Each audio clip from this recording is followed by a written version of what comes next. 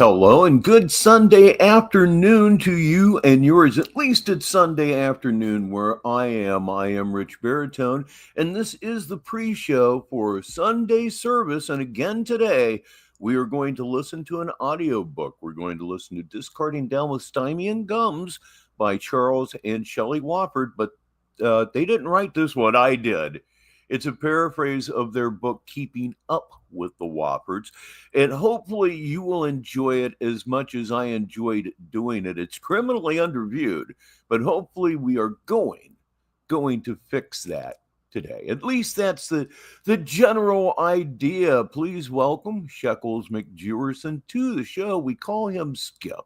Now it's time to start the intro, and as it is a Sunday around the world, it is time. It is time for the prayer. I wouldn't bow your heads on this one, though, because you'll probably throw up in your lap. If you do, negative 43 TV. The views and opinions expressed in the media or comments on this channel are those of the speakers or authors and do not necessarily reflect or represent the views and opinions held by this channel's broadcaster, which is negative 43 TV. If you look at the bottom of your screen right now, you will see the good night chyron from last night. I'm a little tired, a little punchy. We really went on and on and on last night, didn't we? A little over 7 hours. So little stupid punchy mistakes are to be expected today. I'm afraid, like that one right there. Due to the social nature of this broadcasting channel, videos may contain content copyrighted by another entity or person. This channel's owner claims no copyright to said content. The broadcaster of this channel cannot be held accountable for the copyrighted content. The broadcaster of this channel is a messenger and sharer of information and strives to verify, but cannot warrant the accuracy of copyrights or completeness of the information on this channel. Please welcome one of our favorite Canadians. It's Boo Earns, and he's here right now. If you have a complaint about something or you find your content is being used incorrectly, please contact the broadcaster prior to making a copyright claim. Any infringement was not done on purpose and will be rectified to all parties' satisfaction. A solemn promise, as always, right there. It's coming up on the screen now. That is my email address. It's absolutely good. Here comes the prayer. God help us all. Just understand, man. Pray for me, bro. Real talk.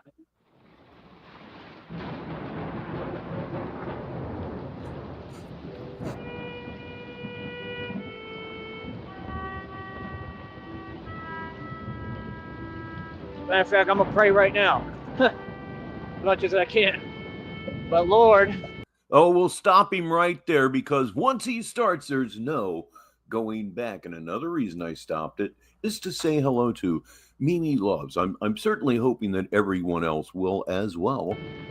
Please help me and give me the strength to be able to take on and handle all of this spiritual you-know-whats that they're sending at me. Please give me the strength to stand in your name. Yea, though I walk through the valley of the shadow of you know what. Right? Or you know what. Your staff, they comfort me. And just stick with your you know what and thy staff, they comfort me. That will never not be funny. It will never not be funny. My God, thy you know what and thy staff, they comfort me. He thinks it means dick. With me, please, Lord Jesus Christ. Your dick and thy staff, they comfort me. It just doesn't work. You know what I mean? Stick with me through all of this, through the temptation, through all of the evil that's coming at me.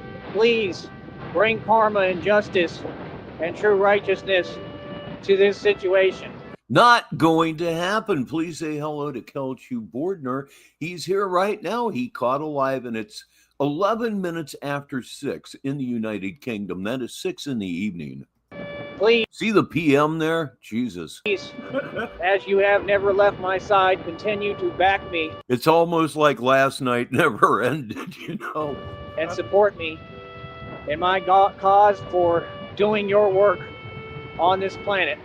Please support me and give me the resources I need.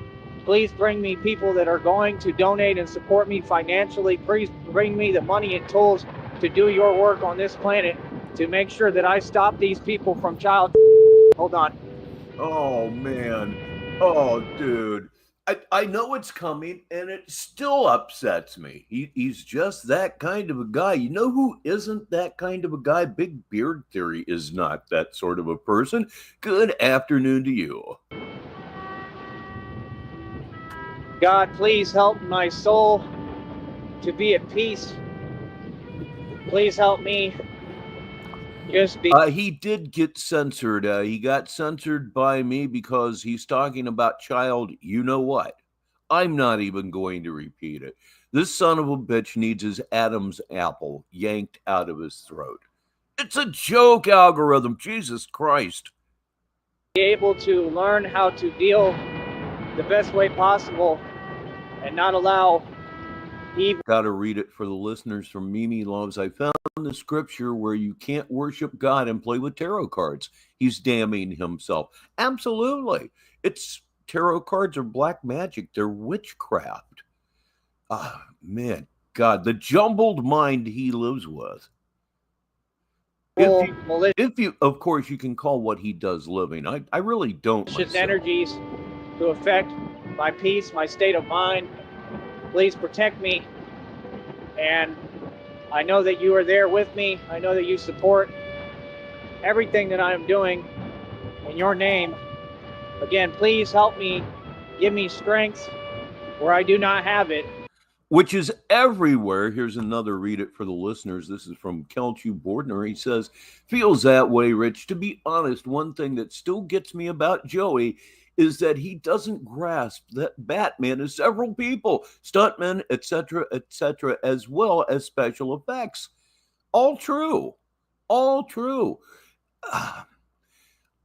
I believe he knows that Christina isn't real.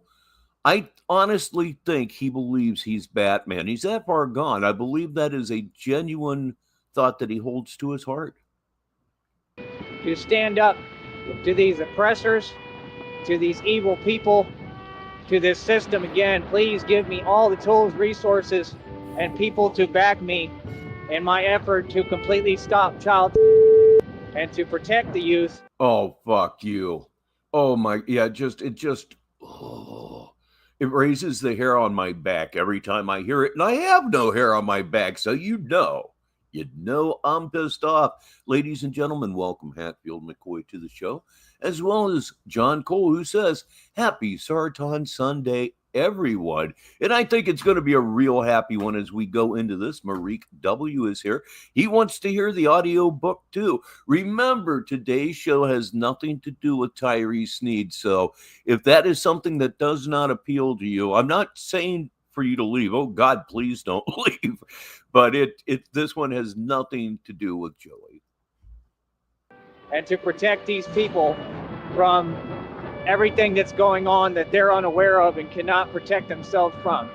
That is absolutely right, and it's obvious to everyone except him. Please help me and give me the strength, God, to push forward in the midst of confusion, in the midst of my anxiety, my frustration, and my not knowing what's going to happen to me next. Just continue to supply me with the faith I need to continue to hold on to you at all costs.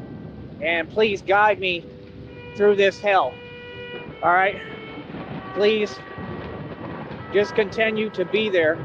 Kelchu is back again. He's talking about Bond movies this time. It's the same with James Bond. The actual Special Forces guys will tell you that maybe you have 3 skills.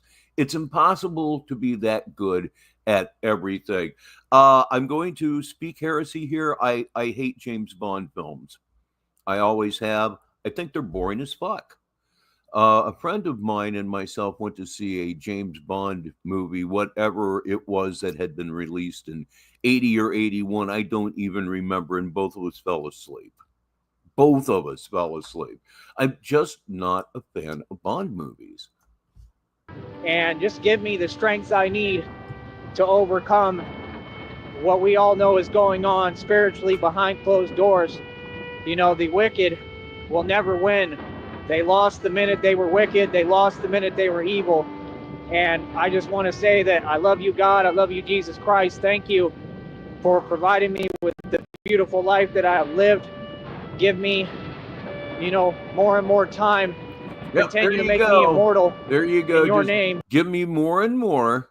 He didn't mean time. He meant money. Just give me more and more. It's all about extracting God's good side. He's evil. He's really evil. He proves that you can be evil and a coward all at the same time. You could have said the same thing about a lot of people. And have me know, not think, not doubt, but know that I am immortal and I am inconquerable because I stand in the name of righteousness in your name. Well, you're not inconquerable. You're being conquered by several things, but more to the point, you're losing to starvation. That is a fight that you are obviously losing. I'll read this from, like I said, man, I run faster than James Bond does. In the name of Yahweh, in the name of God, I stand up to all of these evil people. All right, by myself, and I'm never by myself because you are with me. You and the millions of ancestors that support me, the voice, I'm the voice of the voiceless. Just continue to give me the resilience and strength and just everything. Supply me with all the tools that I need to do this. Please help me to build this entire company business idea into. Got a lot of read it's right here, right now. This one's from Mimi Hatfield. It upsets me, talking about Tyree trying to use God for money. He cursed out God because he hadn't got his money. He said he's prayed so much, so where's my money? Yeah, disgusting just does not quite wrap it all up for me. Got to be another word out there somewhere. You know who's here right now? Tucker's Doghouse joins us for what is going to be a very, very relaxing Sunday afternoon. A full-scale agency operation to truly stop all of these evil, wicked people's plans and plots for me and for our planet. Please help me to protect everyone here. And, just give me the power. Truly, I need your power. I need your guidance, and I need you. I am aware I cannot do this by. The pews are filling up here on Sunday service. Joe Packer II has just arrived. Good afternoon, sir. Good evening, where you are. Yes. Myself, it is too much for me to handle, and it takes a lot, but this is way too much for me. So I call out to your name, God, Jesus Christ, please. I am begging you to help me get through this. Help me save my life, please. Heal me.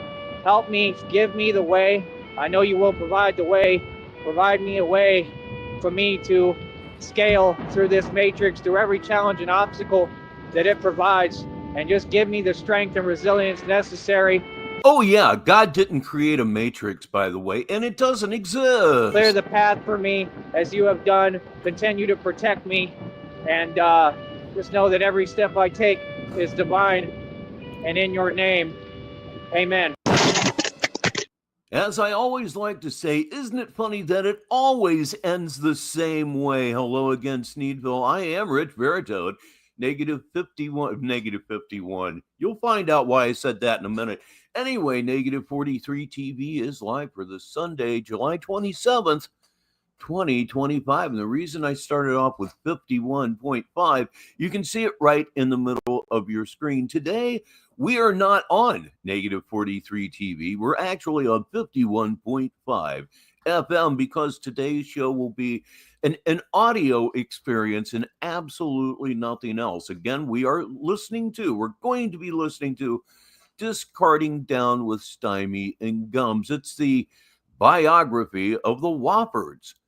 And hopefully you'll enjoy this. I loved making it, and I listen to it myself every now and again. It hasn't been listened to a lot. I'll put it that way. I made this when I had maybe 40 subs, something like that. It's from August 11th of 2019 was the day that I uploaded all of this. And it's been 6 years, but it's still as funny as it was as when I made it. At least I think so.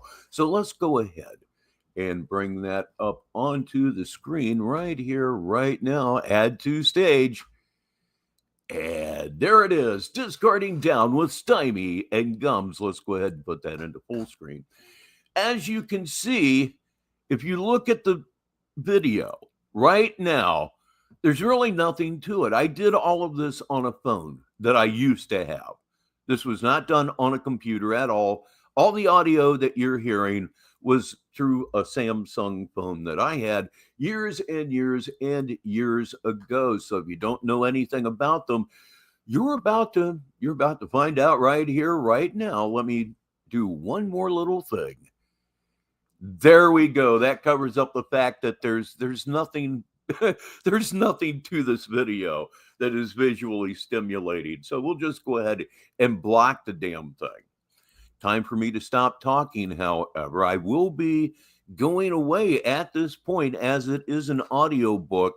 There will be no way for me to interrupt it and talk to anybody, because audiobooks are about flow, right?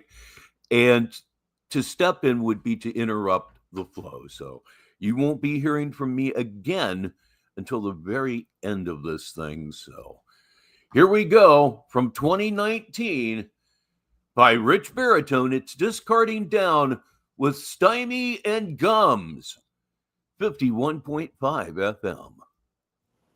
Discarding Down with Stymie and Gums, an audiobook by Rich Baritone, read by Rich Baritone.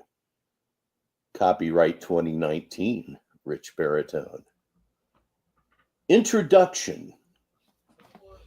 Call me Ishmael. I'm trying to get a square peg into a round hole so I can have a prosperous life like normal people do. Of course, I don't know what normal is. I also don't know why the square peg won't fit. I mean, it's a hole, right? So walk with me and smell the words I speak, because my teeth are rotted. I'm going to take you guys on a ride, and it's going to be just like Flight 11. Cambodian prisons can't compare to this. I'm about to take you into the world of Stymie and Gums, a world of vagrancy, a world of online begging, a world of being thrown out of Walmart parking lots, the world of a man and a woman who were expelled from the School of Hard Knocks. I want the world to watch me, hear me, and feel me as I turn everything to shit. I want you guys to feel the stupid decisions, the delusions, the third world hygiene, the leeching, and the burning hopelessness. I believe there are millions of people waiting to hear my story, waiting to hear my message of how I cheated, stole, begged, borrowed, lied, and manipulated, and how I eventually perfected these disciplines. I'm giving you guys a direct line to my soul, my heart, my mind, and my strength. Pay no attention to the fact that the line is permanently disconnected. You're getting the 411. I'm letting you experience what I experienced through my stupidity and irresponsible actions. I want you to ponder the misery that I felt when I was alone without Benny Hinn or anyone. I have went nowhere in a very little time. I was desperate and homeless on the street with Gums, my dog Pussy, and a wagon with 150 pounds of useless junk in it. 18-degree weather with no money, no job, and no hope. Now I have hope and determination. And now that I think about it, the only thing that's changed is that I traded the wagon for a 20-year-old van that gets 40 miles to the court. That radio flyer used a lot less oil, I know that. And at least we're not sleeping on park benches anymore. So much for hope and determination. My plan is to become one of the most hilariously misguided transients that the internet has ever seen. I'm thankful for my troubled past, the sorrows, all the roadblocks and barriers. Even though I learned absolutely nothing from them, they have made me more daft than ever. I'm ready to screw the pooch again. I fight Satan every day and lose like I invented losing. I'm indifferent, paranoid, and unprepared. I'm like a bulldog bound in his cage. I'm ready to take a nap until someone feeds me. Watch as I jack up everything I touch and rebuild burned bridges with pure magnesium and matches.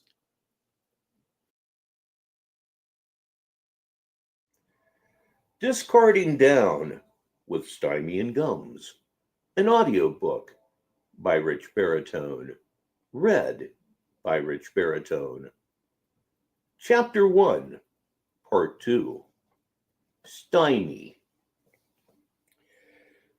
When my grandparents told me to bugger off, I moved into the Sanford Arms with my Aunt Esther and my Uncle Fred. I wasn't really fond of anyone else in my family because all they ever did was take from me, even putting gay porn site subscriptions in my name. I cried out to so many people, and yet I could never find the help I so desperately needed, especially from my family. After the gay porn incident, my family thought I was queer and disowned me. They made my life a living hell. When I walked into a room, they would throw fruit at me, blow kisses at me, and call me American. Then someone would put in a Village People CD, and my uncles would dance effeminately while laughing at me and calling me a salad-tossing fruitcake. So I just stayed away from my family as much as I could. It seemed like no one cared I was gone, because they didn't. When I was 16, I became friends with a group of Somalian pirates who liked to use machetes to gain free admission to titty bars and go marauding in the Gulf of Aden. I was very promiscuous and wild and did whatever I could to prove to my family I wasn't queer. To me, life was so unfair, so I rebelled against work, education, and soap.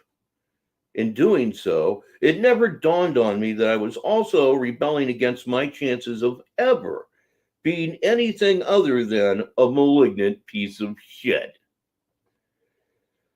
When I was 18, me and 3 of my friends stole a tandem bicycle and rode it into a small town where we were immediately arrested.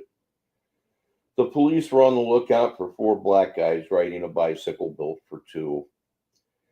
My buddy took the blame for the stolen bike, so thankfully I was released immediately.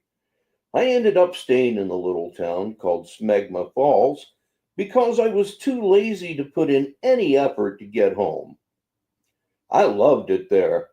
All the women were sluts and they hadn't heard the Charles' a twink rumors, at least not at that time.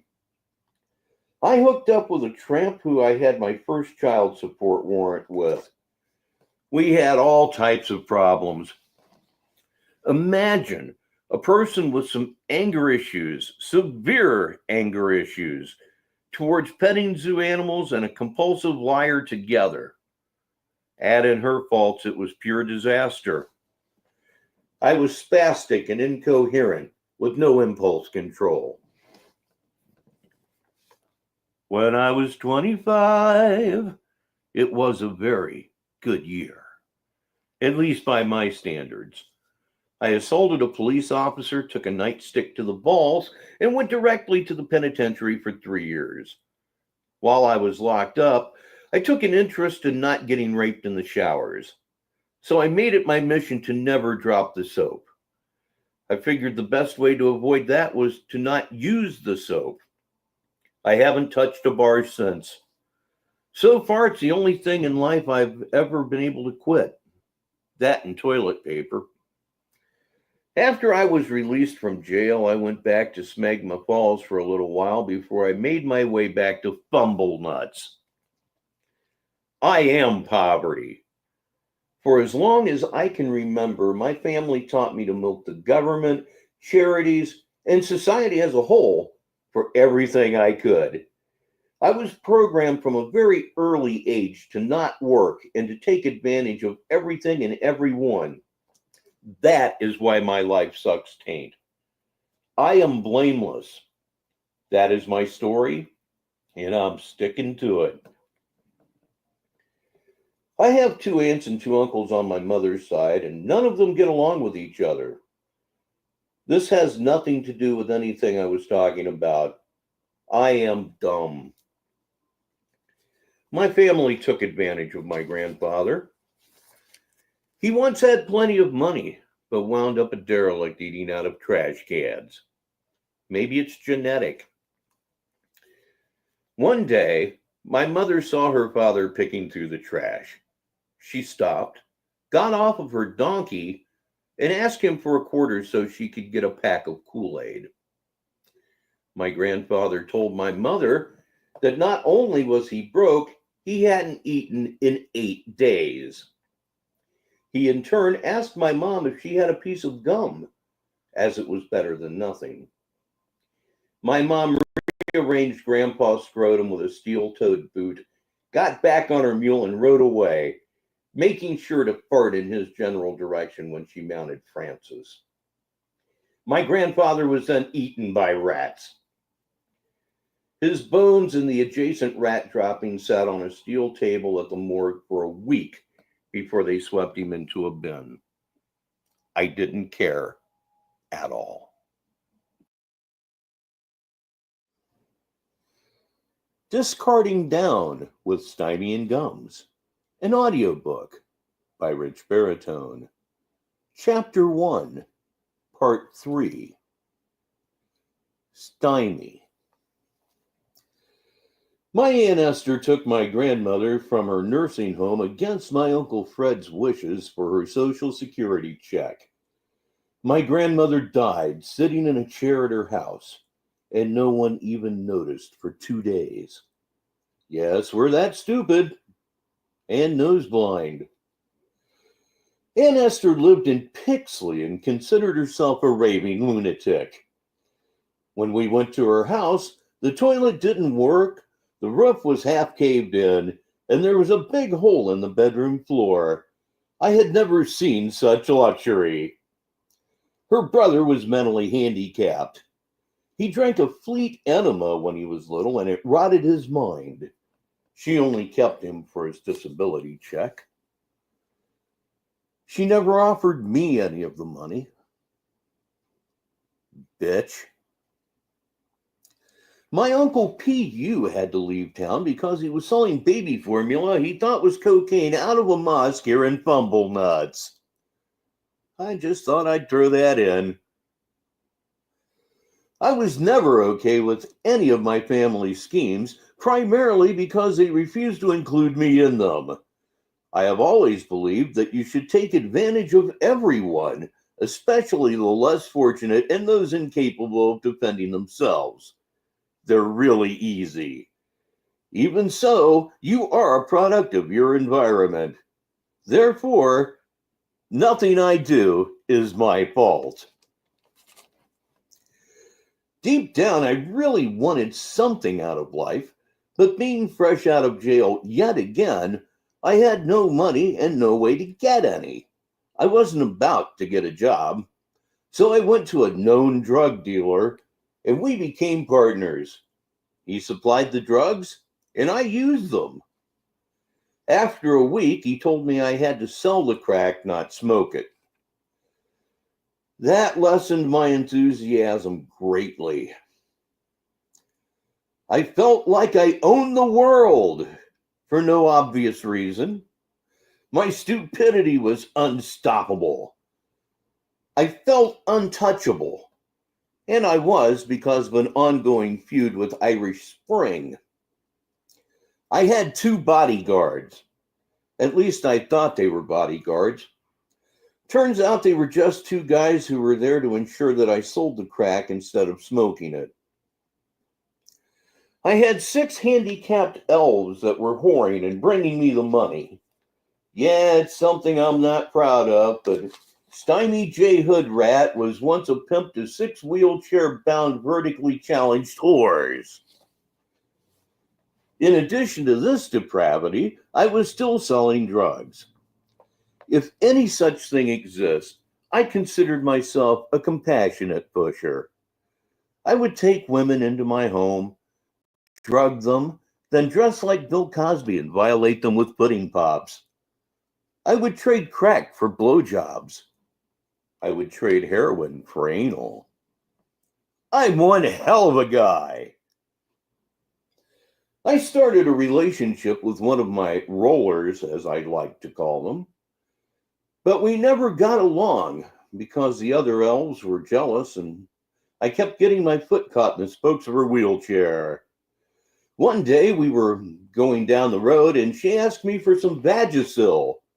I refused. She knew I'd given some to the other dwarves, so she got mad, grabbed the handlebars, and wrecked the mobility scooter. One day she got really mad and rolled over to the DA's office to accuse me of cutting the tags off of pillows at a local Walmart.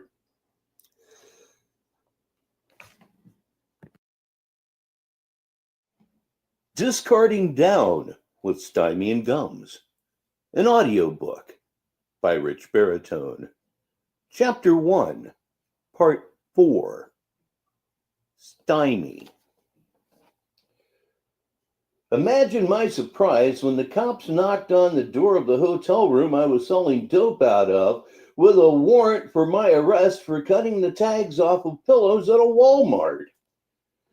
I didn't know who was knocking, so I opened the door with a bag full of drugs in my hand because I'm a fucking idiot.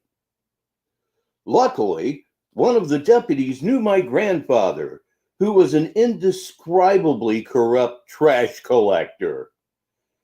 He told the other officers to wait outside while he shoved the 2-pound bag of crack into his shorts. He told me that he knew I was not guilty because security cameras clearly showed I did not enter the home furnishings department that day. The cameras did show me shoplifting a can of potted meat, though. Everyone who knew me was baffled. They couldn't believe I would cut the tags off of pillows in a Walmart. They were right. I wouldn't. But I got 60 days for shoplifting the potted meat. While I sat in jail for stealing a 45-cent can of off-brand sandwich spread, she recanted, and the grand jury refused to hear the case, as it was far too silly. However, even though there was no conviction, the charge made it difficult to do certain things like buy slipcovers or doilies. Yep, I should be exempt from all consequences. It's not fair. Wah. My descent accelerated. I began selling Amway products. After a while, I started smoking Nutrilite daily tablets and I was hooked.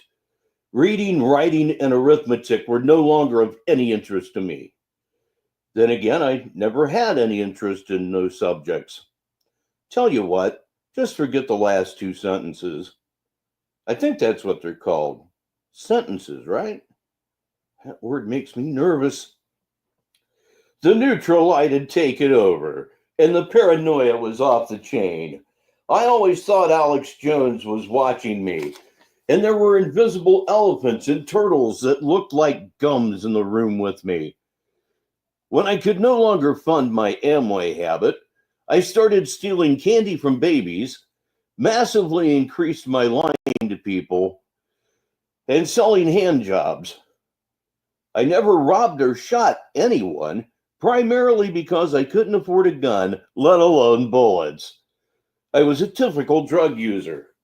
I'd go to jail, get out, and stay clean anywhere from 6 to 18 minutes, and then I'd relapse because I wanted to. This pattern has went on since I was 3. I spent a lot of time in jail. When you do not have the impulse control or common sense to not commit crimes, you have to take what they give you lying down, and that affects every part of your life, especially who you're having sex with. From my experience, if you don't have money, you don't have a chance in court. I am constantly broke. Therefore, I should be above the law. Have I mentioned my troubled childhood?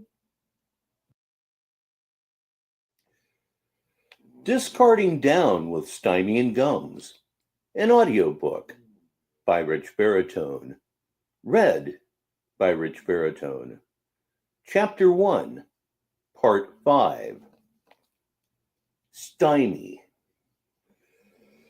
In 2006, I was in jail at the Fumblenuts County Jail for possession of nothing, also known as vagrancy.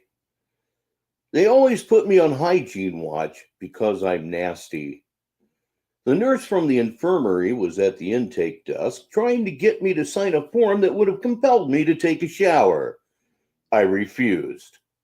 I hadn't taken a shower since May 24th, 1973. Also, I had a bumper crop of morel mushrooms growing between the toes of my left foot. That's good eating right there. The guard was growing impatient. Take the damn shower, hood rat. I felt rebellious.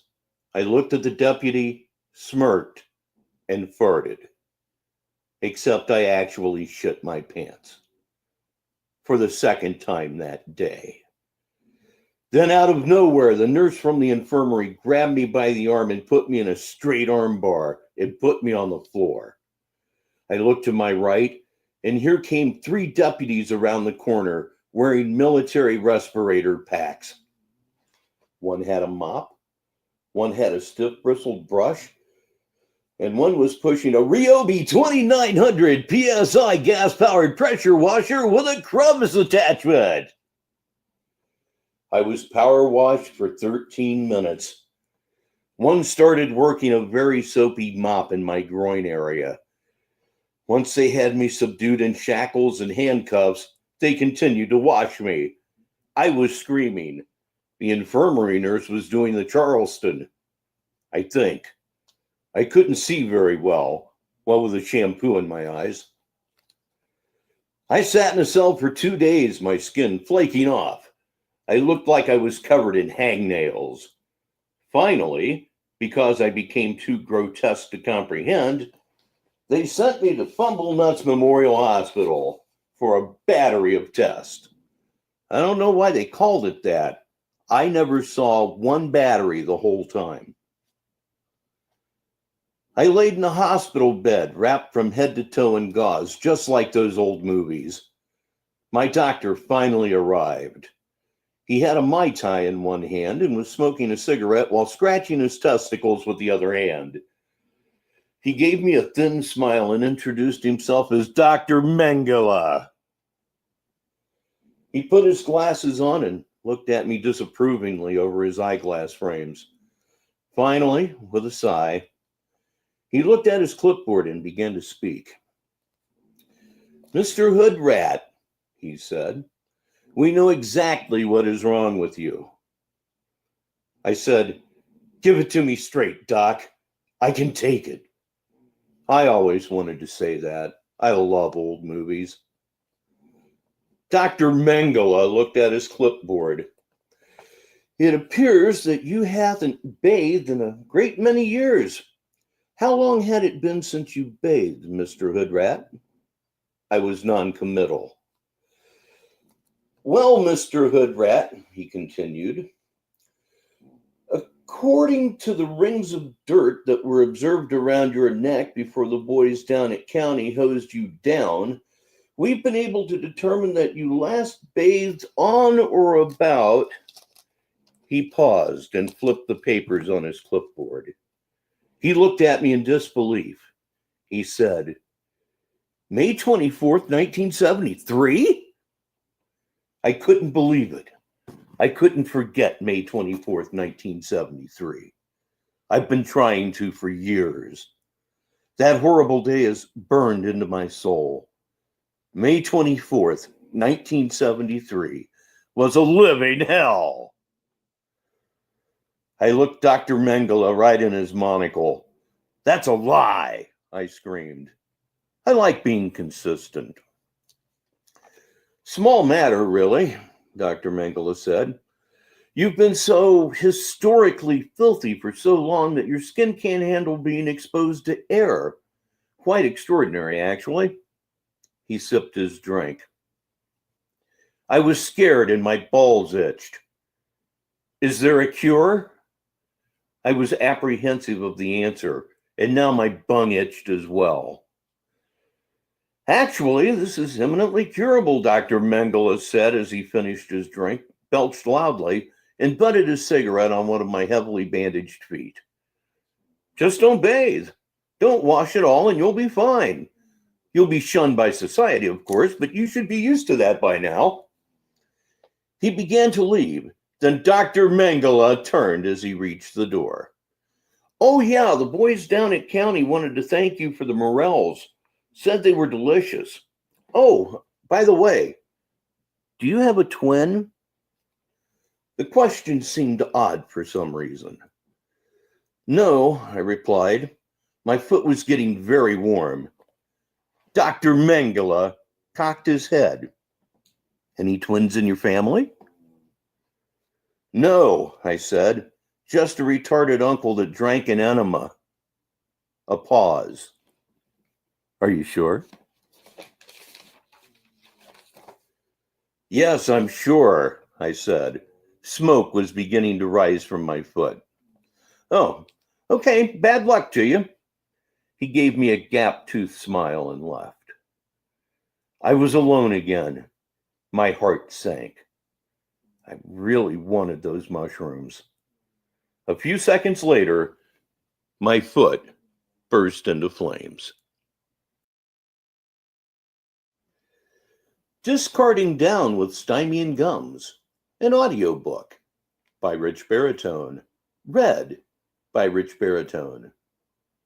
Chapter 1, Part 6, Stymie. The pain was mild.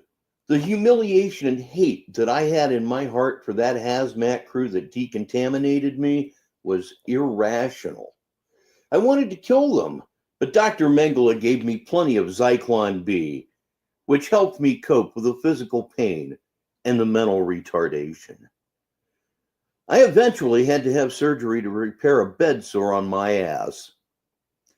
That same year, the feds raided the Fumblenuts County Jail and arrested 10 officers for prostitution. Sadly, cases like this happen all the time, and until someone speaks up, it will continue to happen. I suppose it will have to be someone else that speaks up, though. No one's going to buy this goddamn book. When I got out of jail, I found an attorney and filed a frivolous lawsuit, and things were looking promising. The lawyer took the case on contingency, but 1 year into the lawsuit, he told me I needed to come up with $1.50 for stamps. When I couldn't, he dropped my case. I really believe he got sick of me. I started getting really high because I felt like it. Something similar happened to me after my big wheel got hit by a short yellow bus. A year into the lawsuit, my attorney dropped my case. So I feel like the world owes me something, especially since things like this continue to happen to me over and over again. I am a victim, and the facts are clear. All my life, I've been getting what I deserve, and I sank deeper and deeper into Down syndrome. I didn't trust anyone, not the Easter Bunny, not Santa Claus, not the Great Pumpkin, no one. Life was a living hell. Have you ever seen commercials or advertisements that promise to help men with toothless women? That could not be further from the truth. because in the thick of it, no one's there when you need them. Not John Wayne, not Liberace, not Gene Simmons. From Kiss. No one. So I kept doing the drugs because it's awesome. I felt so alone, and there were times where I felt my only option was to join the French Foreign Legion, although I could never go through with it because I'm a coward. End. Chapter 1. Discarding Down with Stymie and Gums. An audiobook by Rich Baritone. Read by Rich Baritone. Chapter 2, Part 1. Gums. I was born April 1st, 1976, in a porta potty during a Merle Haggard concert in Numbnuts, Arkansas. It seems I was marked for destruction before I was even born. My mom was a prostitute, and my father, who I never knew, was a rodeo clown. My grandmother told me once he went by the name Pogo the Clown. Sounds like the sort of clown that does children's parties, if you ask me. My mom didn't want me, as I interfered with her career as an itinerant ball gargler, so my grandmother raised me on a pig farm in Nebraska. My hell began early in life. I remember my grandmother making me clean the pig pens with my face. I don't know why. They always looked the same afterwards. At the age of 6, I went to a friend's house and her dog humped my leg. I thought I was going to die that day. Her dog had an oozing skin condition, and I couldn't get it off my leg. Then I heard my grandmother calling for me. I screamed and ran. I had to testify in small claims court, and my friend's parents were ordered to castrate the dog. It was humiliating. Not only did I lose a friend, but the family hated me. The family dog really hated me. While a child of that age should be blissfully happy and carefree, my childhood had turned into a nightmare of pig shit and horny dogs that no child should ever have to endure. When I turned 13, I decided I would rather live with my mother, which was the worst mistake of my life. My stepfather's dog was making sexual advances toward me and my 2 sisters. I told my mother, but she didn't believe me. She told us if we didn't quit lying about the dog, she would ship us all out. I had no one to protect me from Snuggles, and it took its toll on me. My life spiraled out of control. I started running away, and underpasses and hobo encampments became the norm. Suicide gesture after suicide gesture, yet never dying. Finally, at the age of 15, I went to a place called Ferme Amusante. I still don't know what that means. Finally, at the age of 17, I left home for good and joined an acid cult in Iowa. One night at a party, I was gangbanged by a troop of circus freaks and was impregnated by a pinhead. I felt so dirty afterwards, I stuck my head in a toilet for 4 hours. After I found out I was knocked up, everyone wanted me to have an abortion, but I refused to murder the bastard. I gave birth to a son I named Schlitzie. I loved my little freak, but I was not at all ready to raise a genetic mutation. So I gave Schlitzie to my mom, even though I knew my stepfather's dog was a pervert. My sisters eventually reported Snuggles as sexual abuse to animal control, and social services removed all the children from my mom's lean-to, including my WIC claim.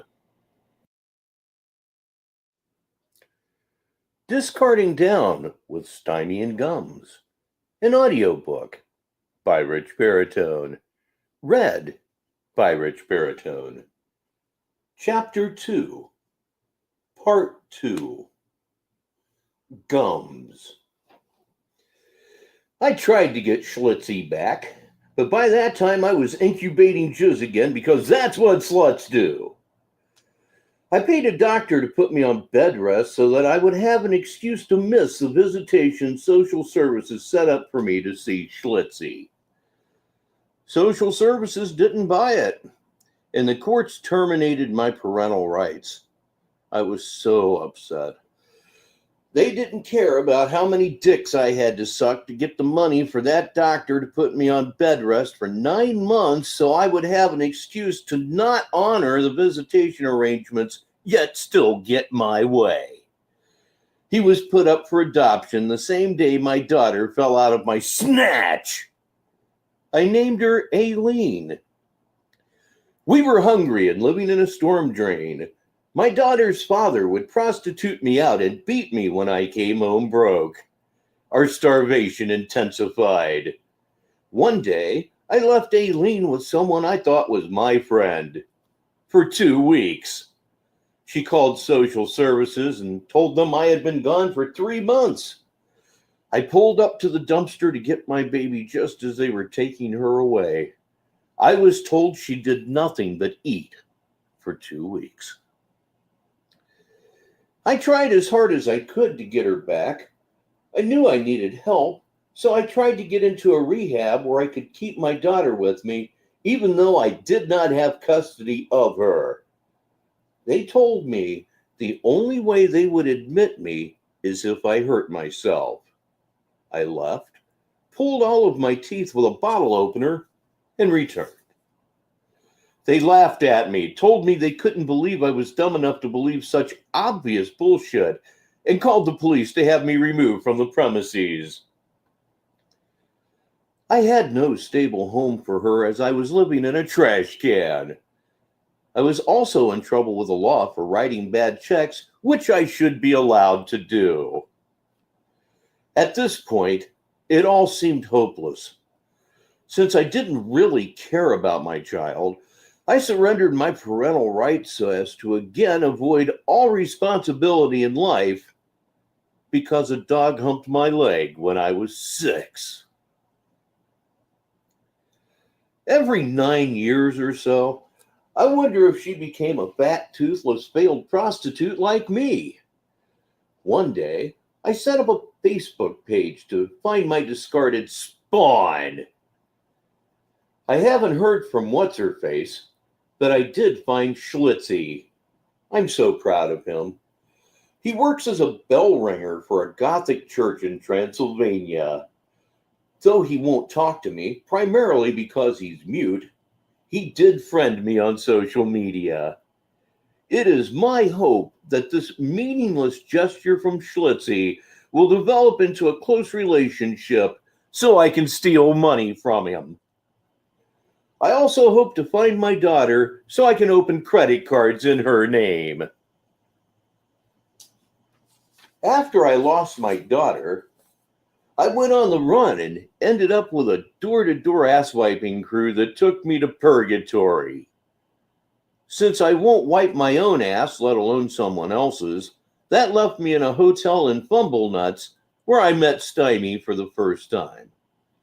I also found out that night that what they say about black guys isn't true at all. Sex with Stymie was so traumatic, I decided to go back to whoring, so I went to an escort service. They laughed at first, then drew guns and ordered me to leave. As I was walking out, I saw a man shitting on the curb. I had just met my now ex-husband. I got pregnant immediately. I can't remember, but I know it was either a boy or a girl. Discarding Down with Stymie and Gums, an audiobook by Rich Baritone, read by Rich Baritone. Chapter 2, Part 3, Gums.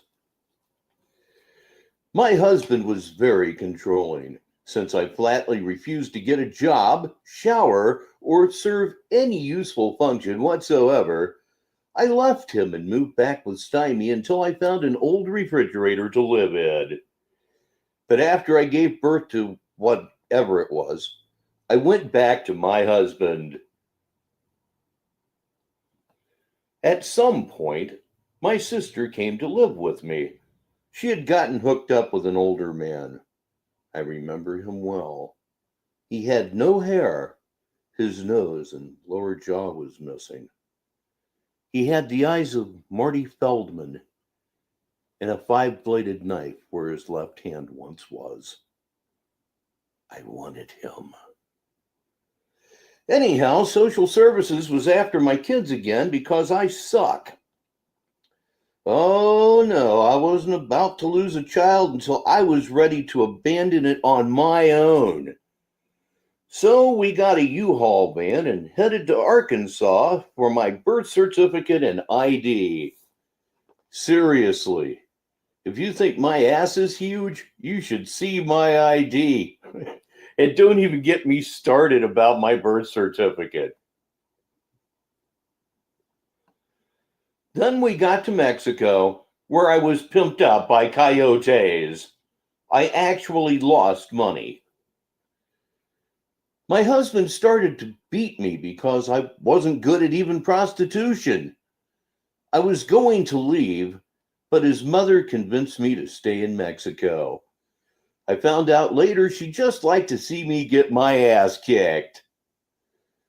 My husband later went back to the U.S. illegally, leaving me and our son, daughter, whatever it was, in Mexico until he could send for us, or so he said. But he only sent for me.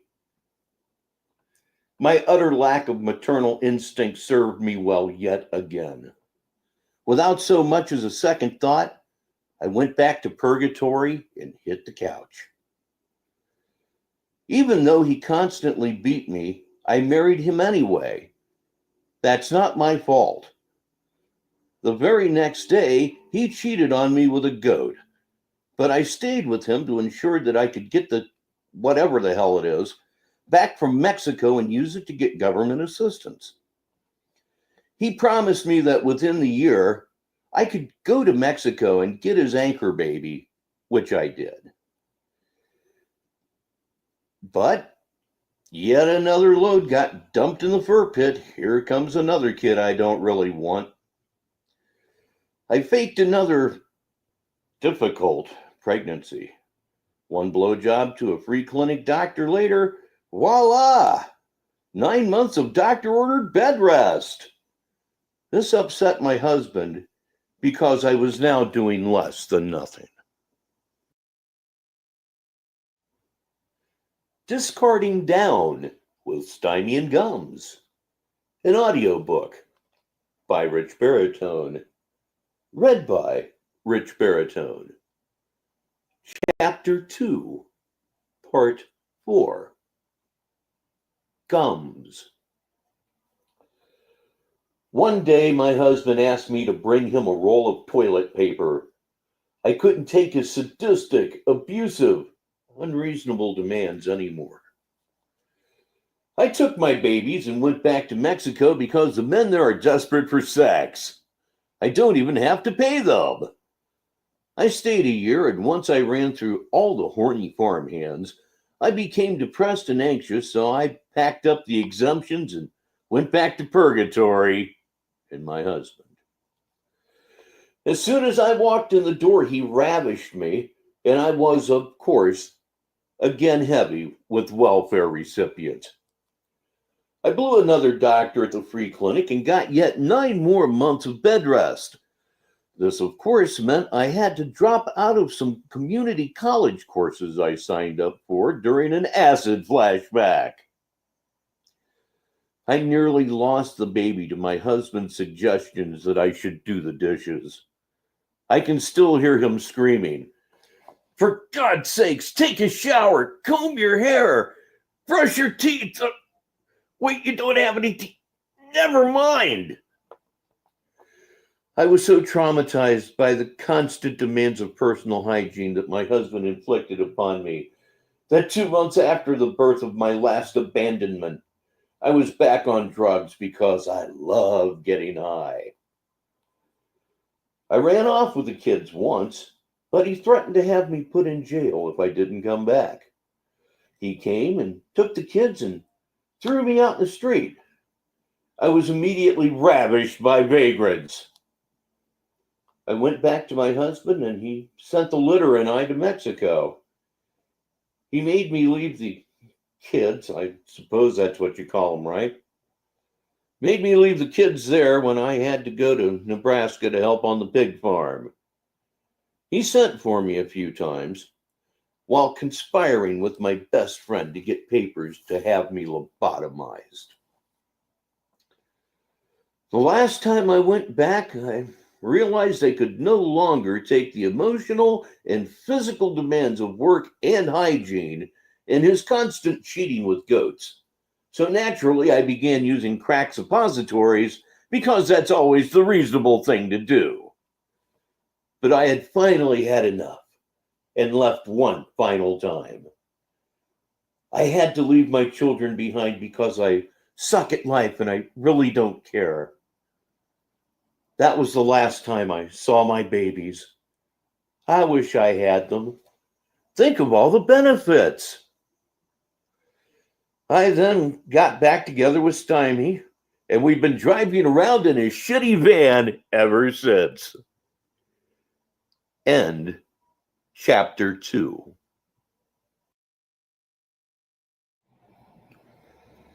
Discarding Down with Stymie and Gums, an audiobook by Richbartone, read by Richbartone. Chapter 3, Part 1, Stymie and Gums. Today I'm so thankful that life is behind us, yet we're more destitute than ever. If we can't change, everyone else can. I finally started to realize I was going nowhere with the airplane glue, the elves, and the masturbation. I had to make a change all by myself because, again, I'm indigent and no one gives a shit. So one day, I made the decision to stop right then and there to figure out how to ruin the next phase of my life. I am used to not having anything. I am clean. Gums is on Suboxone. I think it's important to mention that even though I've done a lot of bad things and experienced even worse things, I've also done some good things in my life. I once participated in a dance-a-thon for a girl with genital warts. Another time, I let a homeless man blow me in exchange for a cigarette. And Gums loves animals. She insisted on running a temporary shelter for rabid dogs and two-legged cats in our flop. I stayed in the bedroom a lot. I've also helped many people destroy their sense of self-worth and open them up to potentially life-threatening injuries with my martial arts delusions. I play hard, but I'm a con who will do anyone for anything at any time without a second thought. And I can't forget my co-conspirator and shack job, Gums, aka Gummy Bear. I've known her for over 20 years. She met me when I was selling cigarette butts. She was lost and on drugs with nowhere to go and no friends or family, not counting her 6 abandoned children. No one would ever notice if she went missing. I took her in because I like 'em toothless. No nicks, no cuts, no hairs. I've always trusted her because I have no street smarts whatsoever. Whatever she stole, she shared with me. She's always been an unreliable basket case and a symbiote. I am doomed. I have no doubt our relationship is secure and destined for eternity, as no one else will touch me. I've never trusted anyone enough to share my true feelings because everything I say is a lie. I'm so blessed to have a life mate that will actually fuck me. Happen I'm what trying sure not something, make to now through something that even is. Wait a minute, what? Even now as I write this, my future feels like a prison bunk. Hell, with everything I've witnessed and still blamed for everything wrong in my life, I think I would make a great public example for people to avoid turning out like me. Why does my life still suck? Yeah. Why do I have no luck? Why do I fuck the duck? It's witchcraft. Or maybe I just suck. I'm standing strong and keeping the faith because I can't face reality. I can't quite put my finger on why, but I'm sure 2019 will be the year that the door to success will open wide for me. Or the door to jail. Probably jail. Yep, that's where the next phase of my story begins, in jail. Discarding Down with Stymie and Gums, an audiobook by Richbartone. Read by Richbartone. Chapter 3, Part 2, Stymie and Gums. I've always dreamed of being rich and influential, going on cruises and driving fancy cars. Instead, I'm broke. No one cares what I think. I play with toy boats in the bathtub, though I never get in, and I don't have a driver's license. I believe I have what it takes to succeed. I'm willing to learn, but my drug-induced brain atrophy won't let me. My entire life, I have been afraid to take chances for fear I would wind up incarcerated. But I have found now in my 40s, I've been to prison so many times, it no longer scares me. I have often heard that chance favors the prepared mind. I am so screwed. But like I said before, I feel like someone has cursed me with a wicked curse of poverty that keeps me from reaching any of my life goals. I am not a screw-up. It's that old black magic. I love social media. Like drugs, it has turned my life into a living hell. I seem to enjoy that.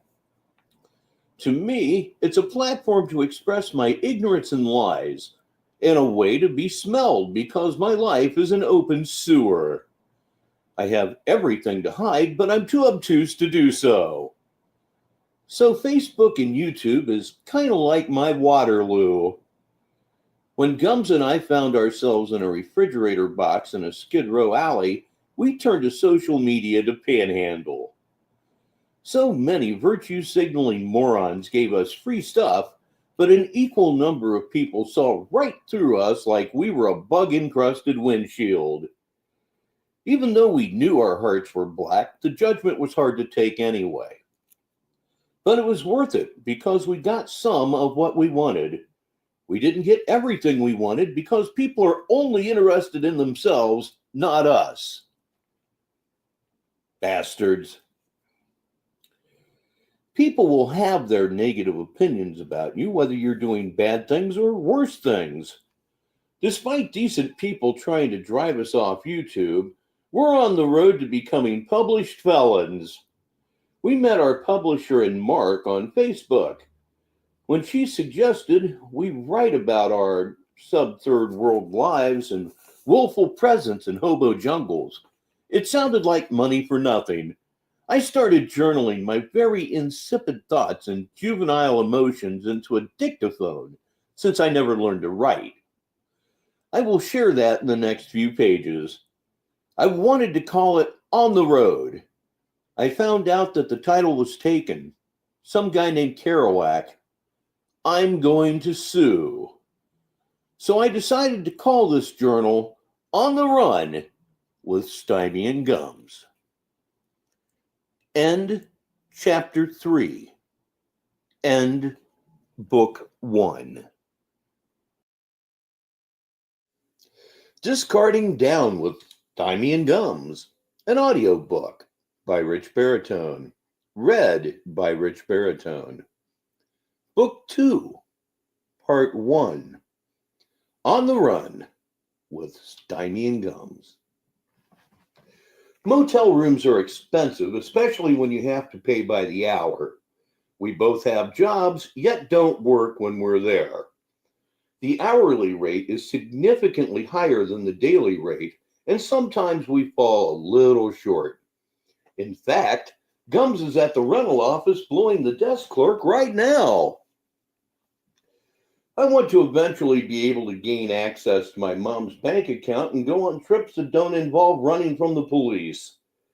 But right now, that's a delusion. It will always be a delusion. Right now, my Facebook pages, along with our YouTube channels, are my only hope of becoming an international laughing stock. But there's always a downside to everything. We are dealing with trolls, and it's destroying my already ruined life. But when you think about it, they are bringing some much-needed publicity by alerting police departments, animal control departments, and Walmarts everywhere we go. I love controversy. Hell, the world seems to love controversy. That's what the United States was built on. Bullying and taking from people is a part of American history. The Indians roamed this land first, and it was taken from them by people with greater weapons. And that is why I live in a van. It's a shame that people who make videos mocking the drug-related death of a woman while trying to blame her mother for it because her mother figured them out don't make history. I've done some bad things in my life, but of course everyone focuses more on the worst. The world can be unfair even to those who do great things like John F. Kennedy, Dr. Martin Luther King Jr., or Jesus. Yes, I just compared myself to 3 of the greatest people in history by inference. This is proof that I only see what I want, and you cannot change me, no matter how many times you arrest or commit me. People are hard to understand.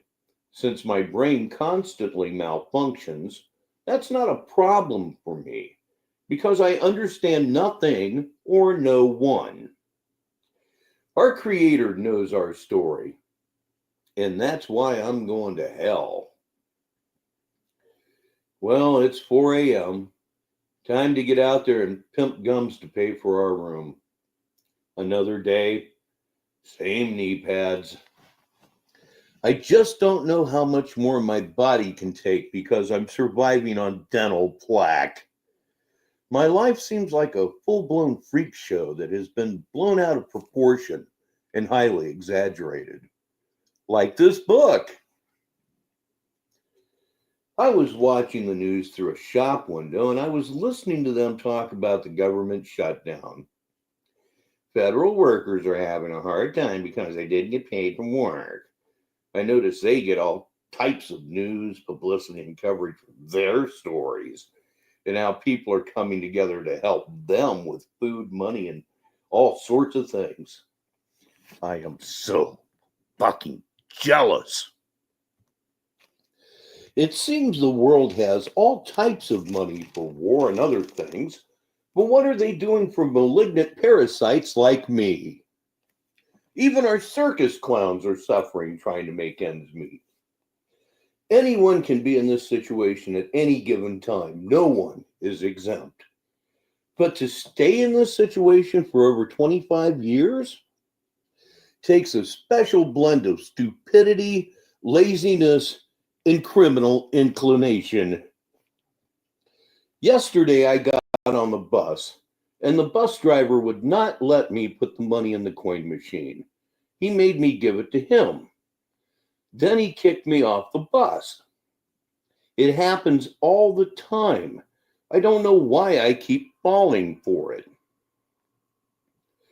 I want sympathy, and I hope you find my life and adventures Appalling and stupefying because that's what it is meant to do, repulse others. Don't let anyone stand in the way of your dreams. That's what your childhood is for. The moral of my story is stand your ground. Go nowhere, blame everyone else, shirk responsibility, and refuse to work. Live for free off of others. Live for yourself, and crack. As for now, blind, misguided faith is the only thing I have to go on, and like the Book of Mormon, if I continue on with my journey, I'll eventually die in prison. Another day has dawned, and scabies are still prevalent in our lives. Why is it that when someone changes their lives for the worse by broadcasting their lice-infested existence on YouTube, there is always someone or something trolling and exposing Gums' sister as a psychotic hillbilly slut? I can imagine this is how it will be when I make it big. I am one deluded son of a bitch.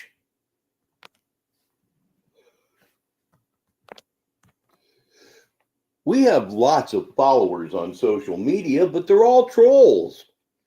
However, Mama raised a clueless imbecile.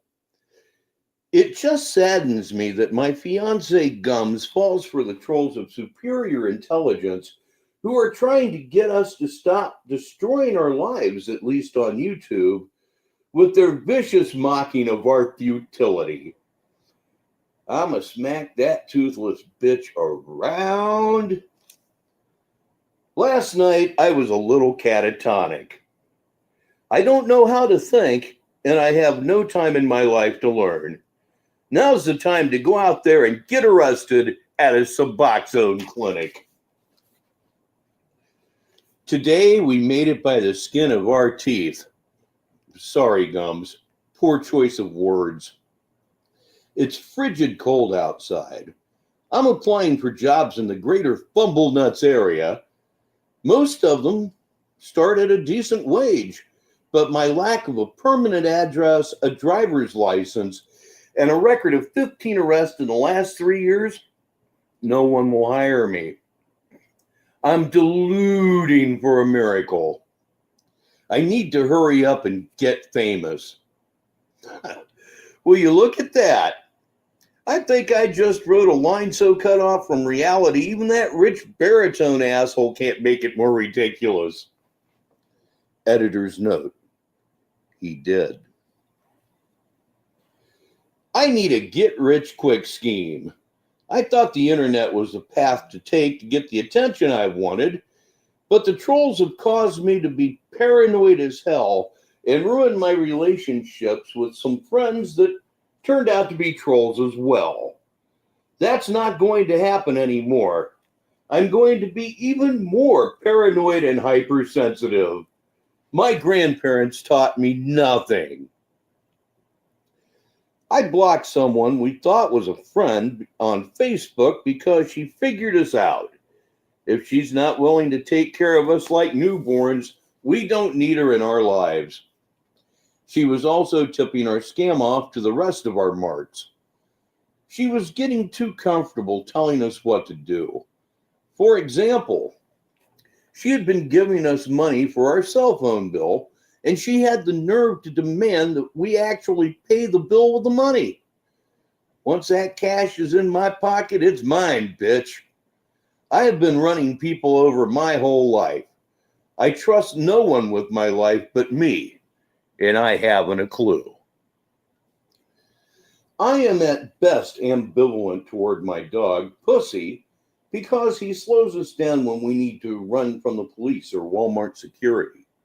I'm not going to just abandon the dog because I'm trying to sell him.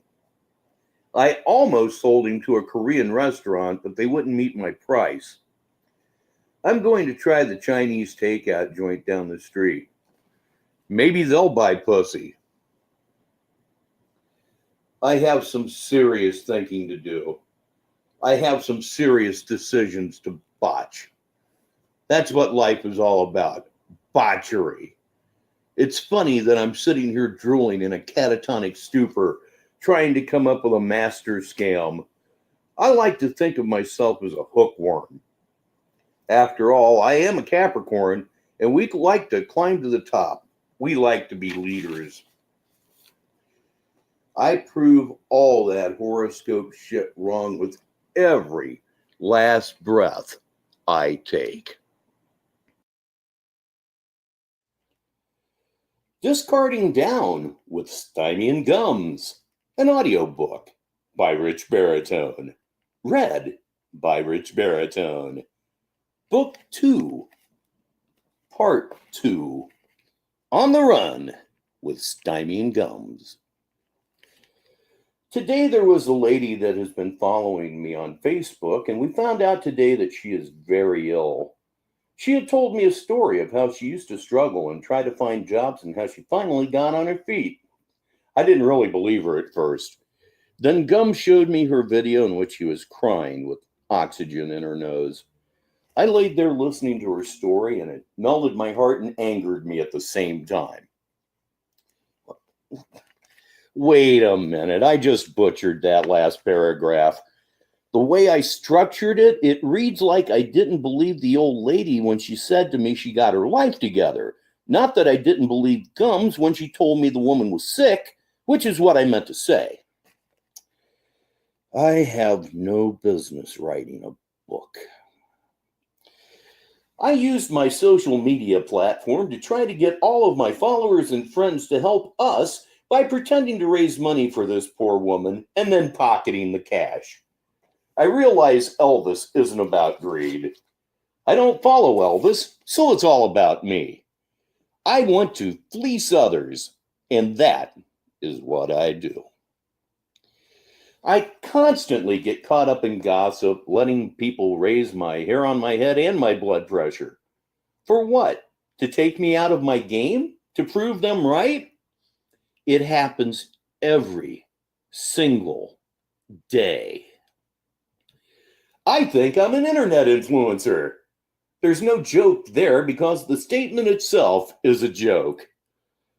I choose to use the influence I do not possess to be a bum and to do other people. I believe great things happen to people who do nothing. Have I mentioned Gums is on Suboxone? Which way do I turn? Because right now I'm thinking that evil always wins and career petty criminals finish last. Right now I feel that God has forsaken me. Why does God treat me like Lucifer and cast me into hell?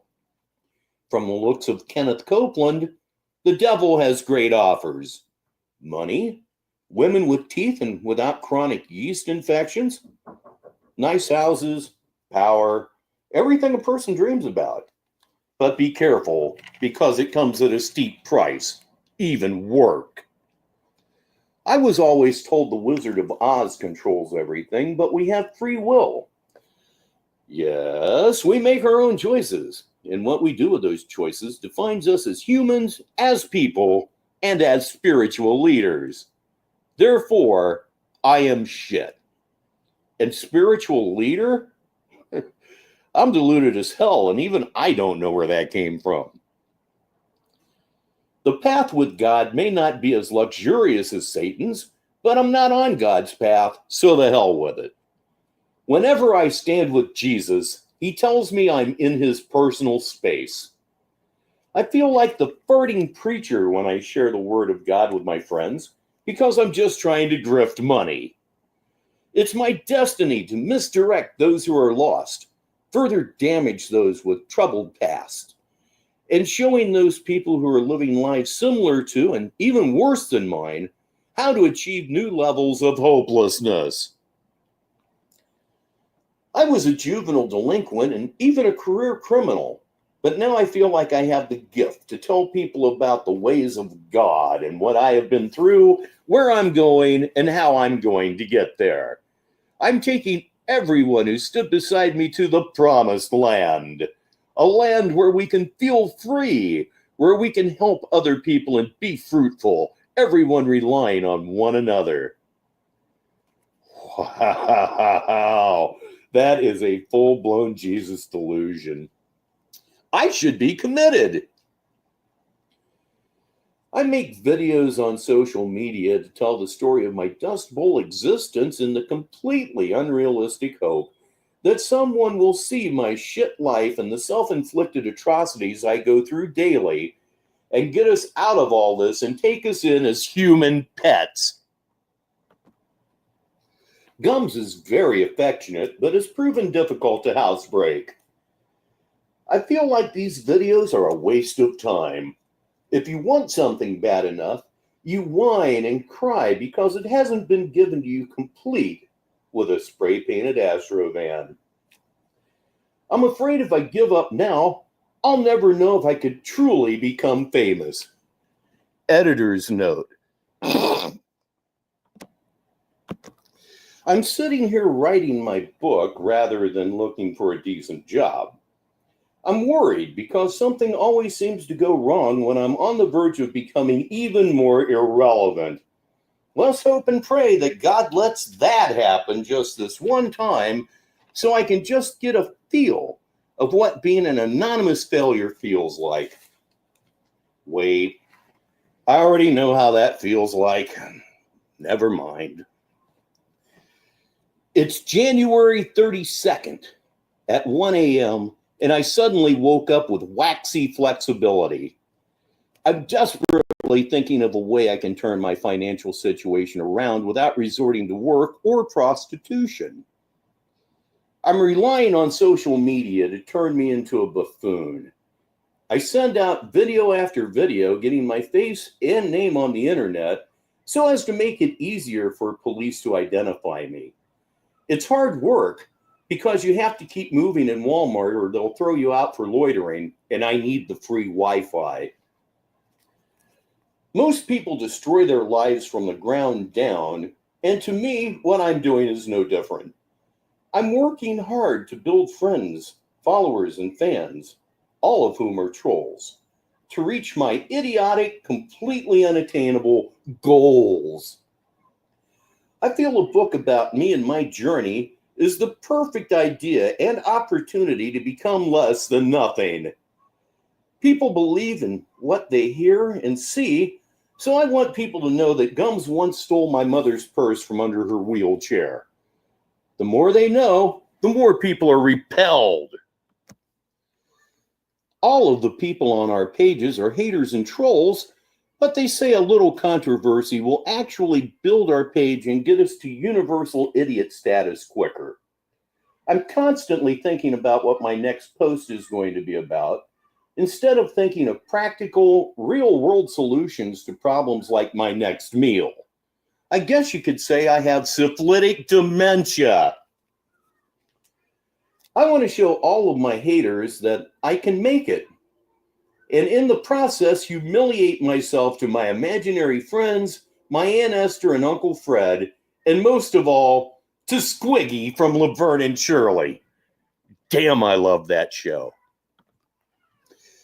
People are strange when you're a stranger. Faces look ugly when you're with Gums.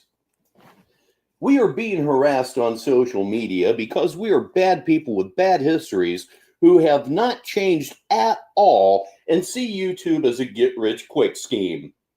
We block them, yet there are more, spreading the truth about us, taking pictures of the gas station bathroom we used to live in. And for what? To alert the general population? If that's not enough, today I had to take up for someone who could not take up for himself. I could tell he was a little mentally challenged, and a bully was going to attack him. So I stepped in. They both beat me unconscious. As I sit here in the motel, daily producing garbage and falling even further behind in every imaginable way, I feel like I'm up against 50,000 of the devil's demons every day. It's really just 15 or so active trolls with hundreds of supporters, but it's relentless. The stupidity to flash out on everyone is there, but the common sense not to do it isn't. We have no one on our side. I will let you down. I will make you hurt. Society already has a lengthy criminal record on me, and I am anxious to get arrested in a Walmart parking lot. Discarding Down with Stymie and Gums, an audiobook by Rich Baritone. Read by Rich Baritone. Book 2, Part 3. On the Run with Stymie and Gums. It's Friday night, and I'm lying in my motel room bed instead of working a second or third job like I should be. Someone says to put it in Allstate's hands, and I do. But it seems like although I'm giving it my all, my life is at a standstill. This should tell me that my all is worthless, but I'm too old-fashioned dumb to get it. Someone called animal control on us about our dog, Pussy. We used it as an excuse to miss work because any reason's a good reason to miss work. I will never get a break. My mind is shutting down and my body is full of crabs that are hard to shake. I'm trying to be strong. I try not to let Gums see or hear the lack of brain activity on my face and in my voice. On the bright side, our social media friend base is filling with two-faced trolls and my page is going downhill. I can feel myself becoming notorious as pictures of me and Gums are posted behind the customer service desk of every Walmart and recovery center in the greater Fumblenuts area. Each video I do is an abuse of technology. Each story I write for my book is regressive. I keep going because my heart, mind, soul, and spirit is bankrupt. Just like me. I'm trying to show my haters have no effect on me by obsessing over them. I have a tendency to look at my life and think of all the things I don't have and blame rich people for it. I'm not working to change that about myself because I realize the things I have are stolen. When I really think about my life, it's not as bad as it's going to be. I avoid hard work. I live in a glorified truck. I eat vegetables I steal from backyard gardens. I have a dog I'm on the verge of eating. And I have a woman that can chew on my crank. Ask around, guys. It's awesome. We made the decision to put our lives out there for the world to see, and predictably, people hate us. People will see what they want to see, no matter how dodgy I try to be. I feel like it's training me for what is to come. Interviews, documentaries, and even possibly movies. Editor's note. I can't top that last sentence. Lord knows I tried. Our friends watch our videos and laugh harder than our haters. We know we are loathed because when we are on camera, people watch to see where we are loitering on any given day. My life is a circle jerk. Well, this week has been really hard. People expect us to work or something. Definitely not the life I feel entitled to. Some people don't know what it's like to live in a crack house. They don't realize the expenses that you have even with Chore Boy. The weather has been terrible. No one is dying in the cold, but we are managing to keep our heads above raw sewage. Today, Gums got hired to scrub toilets with her head at the motel we are staying at. I can sleep more now. I am really proud of us for all the attention and hard work that local law enforcement is putting into us. And I feel especially proud of Gums for blowing me. Not many women are strong enough to endure the crotch rot. I need a job that pays real money but requires no work. We are on a hunt for handouts and dogs to steal on a daily basis. but at least we're moving nowhere and losing ground one step at a time. I think people openly love to watch us struggle. People love to root against us, and people love to see us get thrown out of the store for loitering while live streaming on Facebook. So why not use that to my disadvantage and draw more negative attention to myself? I have not figured out that this drama is a bad thing. Kind of like a reality show, I want to keep things as real as possible and let people judge for themselves. People hate me with an intensity usually reserved for Miley Cyrus, but I don't have the common sense to pull the plug on this idiocy. We give the haters tons of what they don't want and nothing that they do. I'm thinking about having discussion groups in which people can flame us and question our parentage and sanity. I'm unaware enough to think this is a good idea. That's what show business is all about. That's what fiction is. Things that come to life in your mind.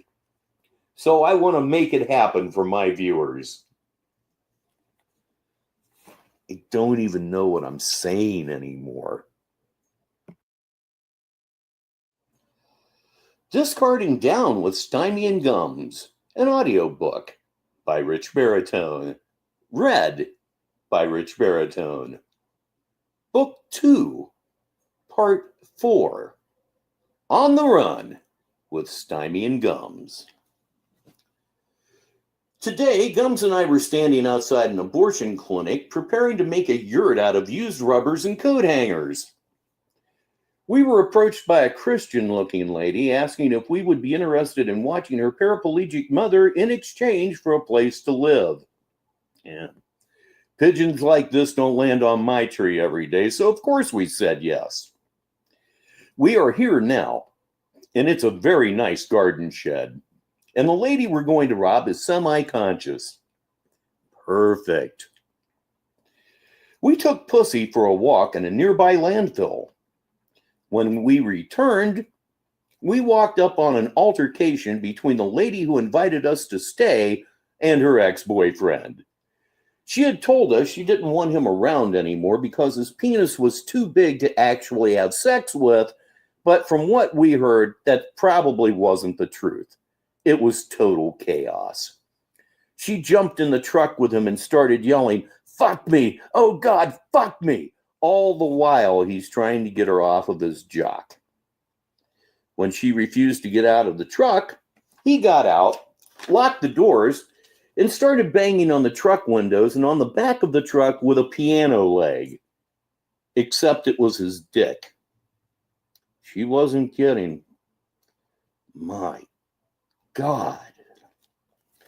He screamed, "You want this? You can't have it, bitch!"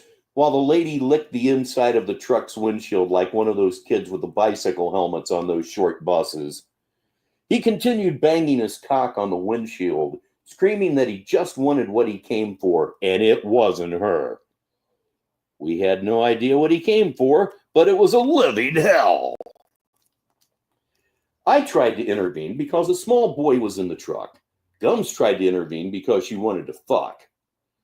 The lady who had been licking the truck windows told me to go back inside the shed and lock the door. The old lady told us to hide her keys, so we gave them to her. We weren't there to hide keys. We were there to steal her jewelry. Hide your own keys, you crippled bitch. The daughter came back inside, searching erratically and frantically for the keys. She knew her mother told us to hide them, so she ran in the shed cussing Gums for being illegitimate. I told Gums to mind her own business. We're here to take the mother's TV, and that is it. Well, maybe her credit cards, too. The old lady told her not to tear up her garden shed, and she told her to stop being a cock-hungry slut, which offended Gums. So we saw a total different side of the lady that invited us to stay, but I have to believe she's just horny and pissed because her boyfriend refused to bang her. It had nothing to do with us. The situation is utterly implausible, But that's been our night so far. Help me. Help me. End Book 2. Discarding Down with Stymie and Gums, an audiobook by Rich Baritone. Read by Rich Baritone. Conclusion. I've spent a lot of time trying to figure my life out, and I still don't see where any of it is my fault. My life feels like one big maze that I can't seem to find the way out of, though albino lab rats do so with no difficulty whatsoever. And I can't find anyone to lead me out of the maze by the hand like a child. I feel that Jay-Z has forsaken me, but have I forsaken myself? And they say there's no such thing as a stupid question. 2019 is going to be the year I remain on autopilot and just eat shit. I'm going to retain my drug-addled state of mind. The way I think is going to be the same. The way I act is going to deteriorate. I'm going to be a slacker, explore retarded ideas, meet new and exciting police officers, and surround myself with people who ain't shit. I need to eliminate setting goals and continue avoiding my problems instead of working through them. I still don't understand that life wasn't meant to be simple. We fall to learn to get back up. I have fallen many times. That's why I have no ass. I want to be the person that Dr. Frankenstein created me to be. A weak follower, a voice to be disregarded.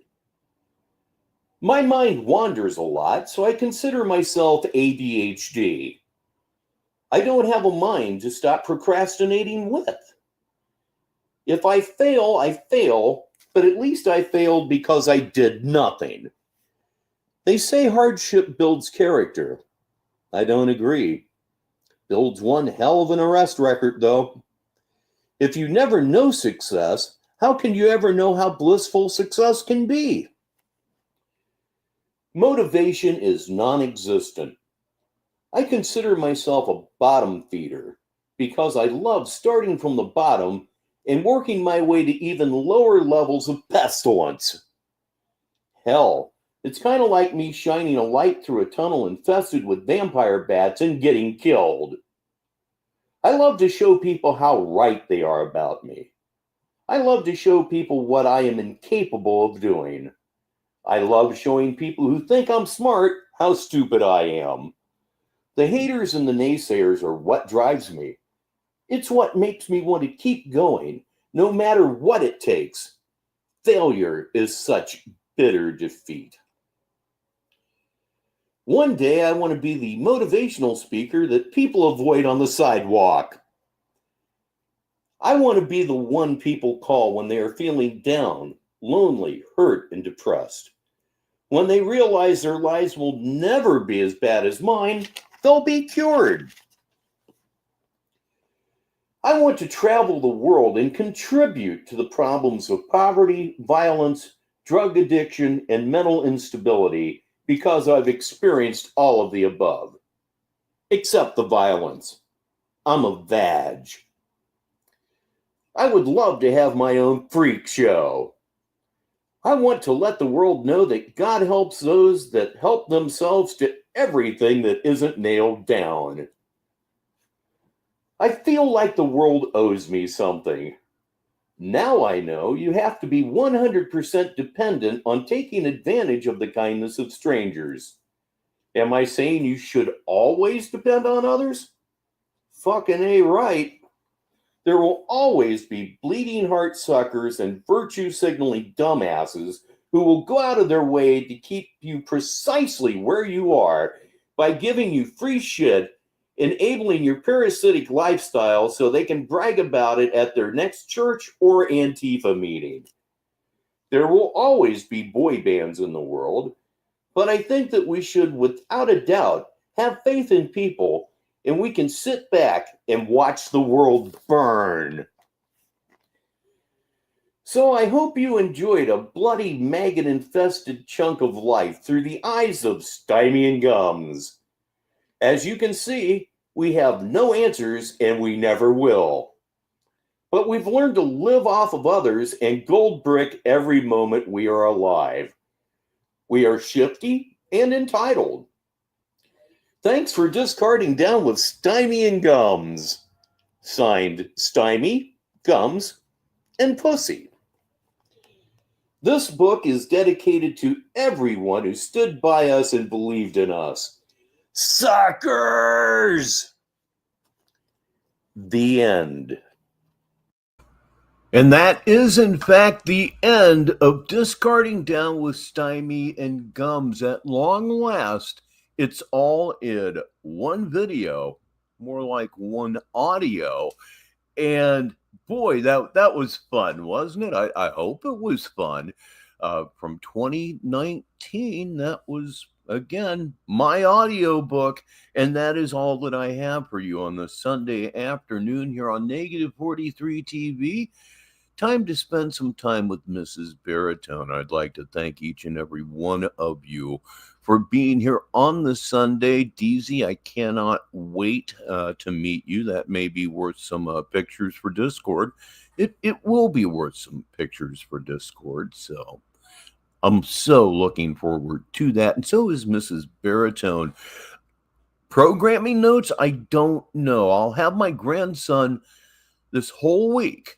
So if I go live, it's going to tend to be later in Eastern time, which is Sneedville time here in the United States. I wouldn't look for anything until after 8 p.m. Sneedville time through this entire week because, again, I got my boy and I'm going to be totally locked in on him. But I will pop up here and there. I just can't tell you when, so just keep an eye out. I'll let everybody know over on Sneedville Now magazine before I go live again. Great time, but you know what I'm getting ready to say. So go ahead and say it with me if you would. It's time to bring up the house lights and go home. I'm Rich Baritone, and until the next time, I'll talk to you.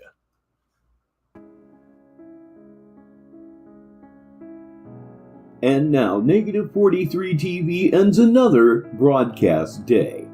Negative 43 TV is a wholly owned subsidiary of Baritone Media, which is headquartered at One Frost Tower in downtown Sneedville. Negative 43 TV studios are located at 6969 Dead Daddy Drive in Sneedville. On behalf of everyone at Negative 43 TV, I'm Rich Baritone. And we sincerely hope that you have a very pleasant evening. And now, the national anthem of Purgatory. 1, 2, 3, 4.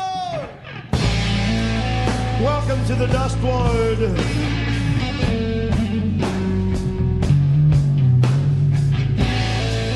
Brain damage, but it's only permanent.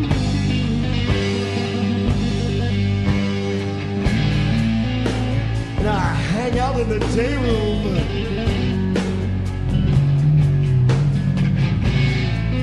With a straitjacket set.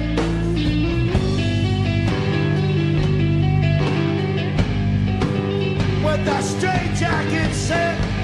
Yeah, that's what I'm in the. That's what I'm in the. That's what I'm in the. That's what. Patients report to the pharmacy. Medication, and I crawl through the shadows of the bars on the floor for my pills.